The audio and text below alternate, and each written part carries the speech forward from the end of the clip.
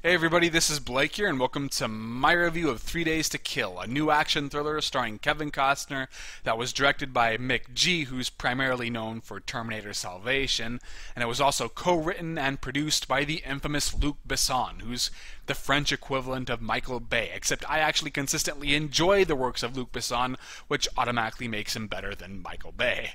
So I am obviously really late to the party on this one, as 3 Days to Kill came out like a month ago. But unfortunately for the movie, it came out the same week as Pompeii, and unfortunately for me, well, I watched Pompeii. And I usually don't like watching a movie that's currently in theaters after I've missed its debut week. Sometimes if I really want to see it, I'll just fork out the extra money and watch it during the same weekend that I watched whatever film had captured my attention more. But these days I've become more frugal, so I usually select one movie per week, and if after that I'm just not going to watch it while it's playing in theaters, because I like to keep up with whatever is the newest release. But obviously here I am watching 3 Days to Kill. So why did I change my mind here? Well, simply there was nothing else coming out that I wanted to see, and I try to go to the theaters at least once a week because I do love the experience, and 3 Days to Kill was the only one playing at a convenient time for me. I mean, come on, I did not want to see Divergent. It looked like that crappy Host movie, not the cool Korean Host movie, but the newer Twilight wannabe Host movie that looked like a total piece of shit and apparently was a piece of shit, crossed in with that Mortal Instruments movie, which also looked like a piece of shit Twilight wannabe that was apparently a piece of shit too. Nothing about that really appealed to me, and the reviews pretty much confirmed that it was probably going to be a piece of shit, so why would I bother putting myself through that experience when 2014 has been so bad to me, both in terms of its cinematic output and on a personal level. So I just figured I might as well watch 3 Days to Kill. I'm not expecting anything from it because it doesn't appear to be very good, so I walked into that theater totally unexcited, totally just killing time. And you know what? This actually ended up being one of the better experiences I've had this year. Is it a great film? No, but I do think that it's a good film. It's much better than what the critics are presenting it as. There are definitely a lot of flaws, but this is one of those movies where I really liked what I liked, whereas what I disliked, I could live with. So let me bring up my notes and try to pitch this film as one of the most underrated gems of this year, at least so far. One thing I really liked about the story of this film is that it sounds conventional when spoken out loud, especially in premise form, and yes, there are a lot of cliches, and I was able to see a lot of the big twists coming, but it inserts a certain level of quirkiness into each of the cliches, a certain just monkey wrench that you aren't expecting, which made the film seem much more original than it really was. So, for example, you have the hitman living in a rundown, mundane apartment that he's able to keep away from his family life, so he stores all of his weapons and equipment there while also occasionally interrogating somebody in that location. I've seen that done many, many times before. It's a cliche that comes with most hitman-oriented movies. But what you don't usually see is squatters thrown in the mix. Yeah, there's this family of squatters who move in. They will not leave. He can't kill them, obviously, and he can't evict them due to some laws protecting squatters, so he has to contend with these guys while going about his usual routine in which he's, getting his weapons and occasionally torturing somebody in that location. So that kind of stuff adds a lot of flavor to the proceedings to where it makes the film seem incredibly unique, even if, it is definitely relying on a lot of cliches. But it's executing these cliches in a way that it doesn't feel like it's relying so much on cliches. I also love how he's torturing this guy using very familiar methods, but he also has to get family advice from him too as he's terrorizing this guy, so we can get information in regards to the whereabouts of the main villain.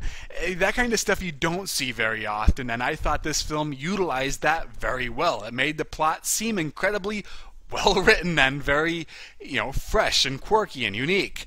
Now, there are moments of questionable writing. For example, the premise, when you think about it, doesn't really hold up under scrutiny. I didn't understand why the CIA would want to rely so much on a guy who is terminally ill, especially as early on his handler, who's played by Amber Heard, am I pronouncing her name right? I never really looked that up. She says that he wasn't worth the cost of this cure, which is very experimental and also apparently very expensive, but she's using him in order to get the bad guy.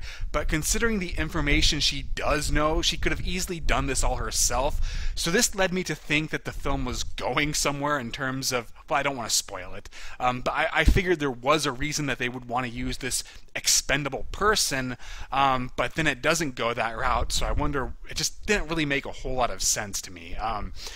But still, it at least gives the material for this overall story, which I found to be very enjoyable, so I could live with that. And also, there are some moments of very contrived writing, especially near the end. But once again, nothing too major.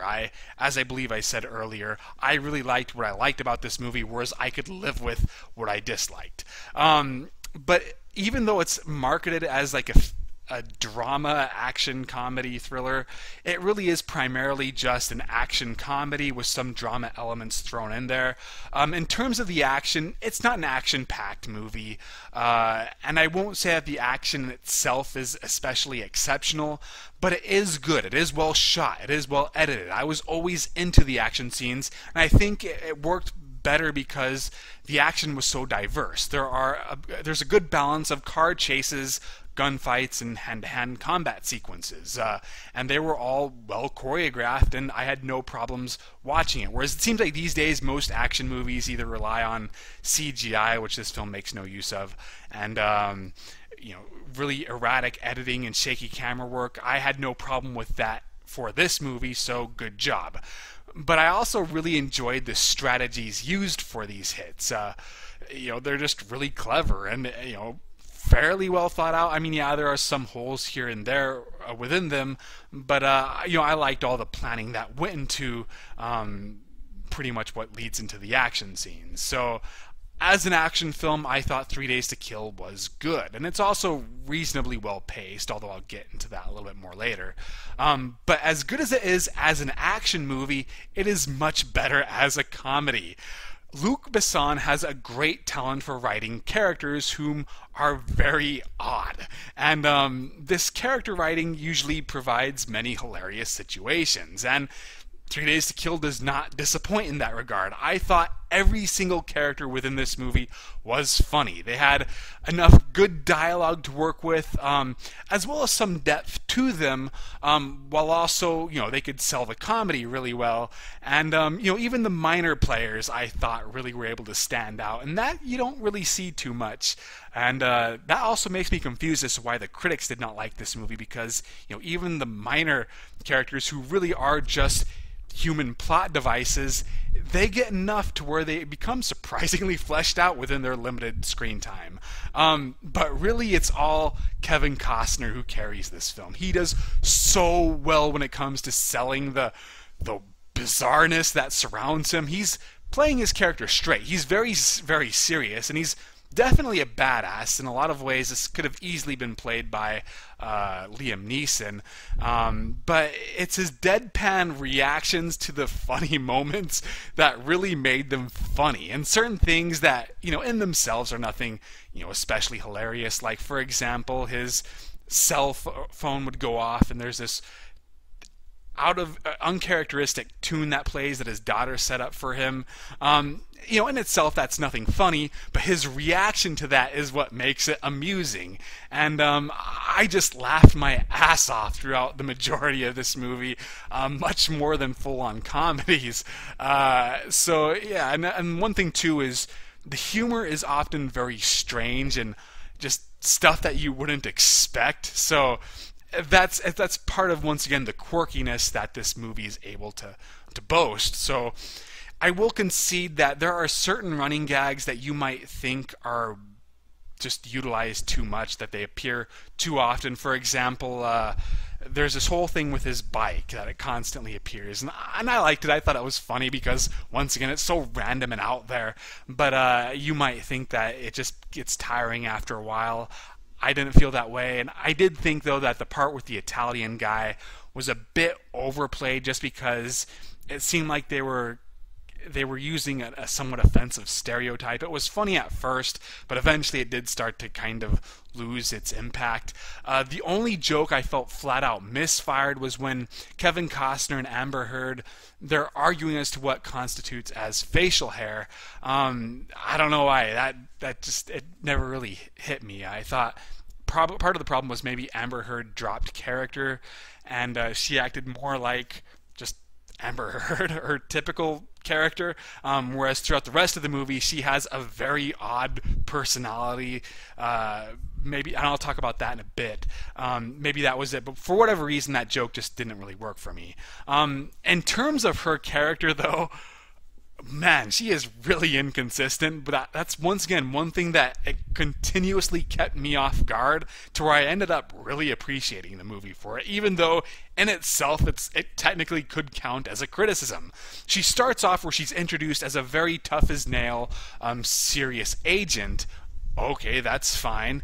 But then almost immediately after that introduction, she acts like this femme fatale from an over-the-top film noir movie like Sin City. In fact, she's pretty much playing her role as if she was playing a similar role from Sin City, to where she's very, very over-the-top and hammy, and it's just really strange, and it's even odder how like the lighting and the set design works, and there's always a certain amount of craziness surrounding every scene she's in. So, like at one part where she's talking with Kevin Costner, and they're in a strip club, and she's watching this exotic dance by two strippers.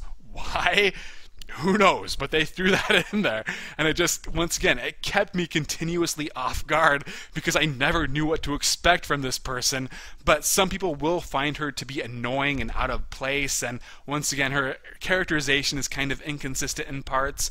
So you either like it or not, but I ended up really liking that. I will say that this film stumbled as a drama. It's not as bad as other movies, whereas usually I just hate the kids because they're so obnoxiously hostile towards their father to where I just want them to get smacked. At least in this one, though, like, you do get the impression that she does kind of want to reconnect with her father, even if she doesn't really want to admit it. So even from the beginning, she will have moments where she is nice to him, but then she'll suddenly become mean again based on her mood. And at least she's never too over the top in her anger for a certain degree of time to where I started to get sick of her. The problem with a lot of these movies, though, is that we never understand why she's so angry at him. Now, obviously, they stay because he was never there. You know, he was always off doing a mission or whatever.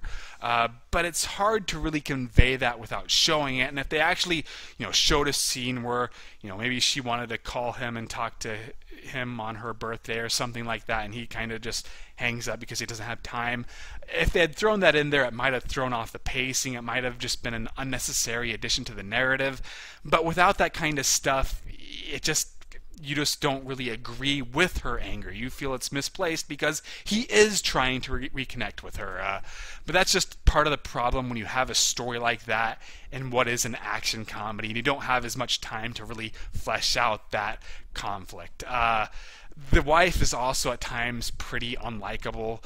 Once again, I like that she could be nice early on, whereas, let's say, in Taken, the wife was just a total bitch the entire time. But once this wife discovers that he is ill, she does try to lighten up and be kinder to him, but then that's followed with more scenes where she freaks out at him for being late, and, she even has one line where she says, "You should have called because I was going to kill you." That's not something you want to say to somebody who is terminally ill, especially when that person is technically your significant other.